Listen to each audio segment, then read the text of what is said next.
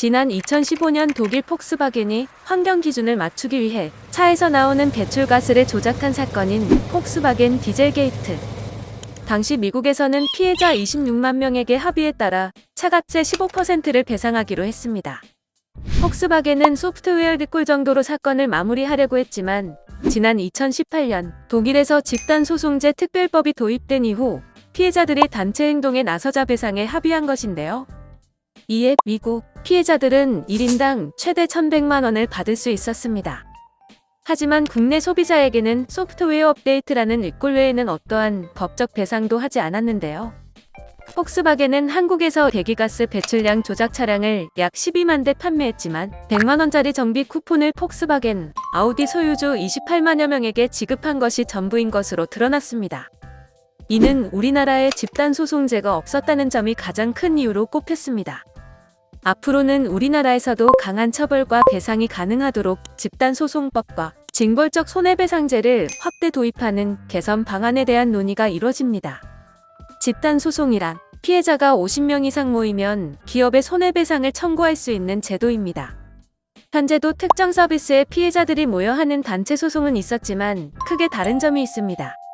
기존에는 주가 조작 등 증권 분야에서만 소송을 낼 수 있었지만 이제는 피해자 50명 이상이면 모든 분야에서 배상을 요구할 수 있게 되었습니다.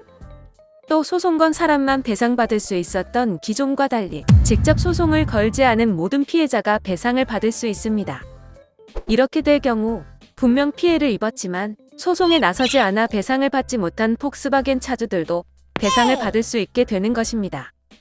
이러한 집단소송제와 함께 추진되는 징벌적 손해배상제도도 있습니다. 징벌적 손해배상제도란 피해자가 실제 손해본 것보다 훨씬 더 많이 물어내게 하는 제도입니다. 가습기 살균제 사건과 같이 피해자도 많고 피해자 정도도 큰 반사회적 행위를 대상으로 합니다. 잘못한 기업이 더 많이 배상하게 함으로써 처벌하고 피해 구제와 예방을 동시에 하려는 것입니다. 현재도 일부 분야에서는 가능했지만 모든 분야에서 가능해지며 배상 한도 역시 3배에서 5배로 늘어날 수 있습니다. 하지만 이러한 집단소송과 징벌적 손해배상제도 확대 도입에 대한 소비자와 기업의 입장이 갈리고 있는 상황인데요. 먼저 소비자는 안심하고 환영하는 입장입니다. 지금까지는 손해를 입어도 소송 걸기도 힘들고 배상받기도 어려웠지만 기업들도 보다 안전한 제품을 만들려는 노력을 기대할 수 있기 때문입니다. 다만 기업은 이로 인해 사소한 이유로 무작정 소송부터 걸고 보는 블랙 컨슈머가 늘어날 것을 우려하는 입장입니다.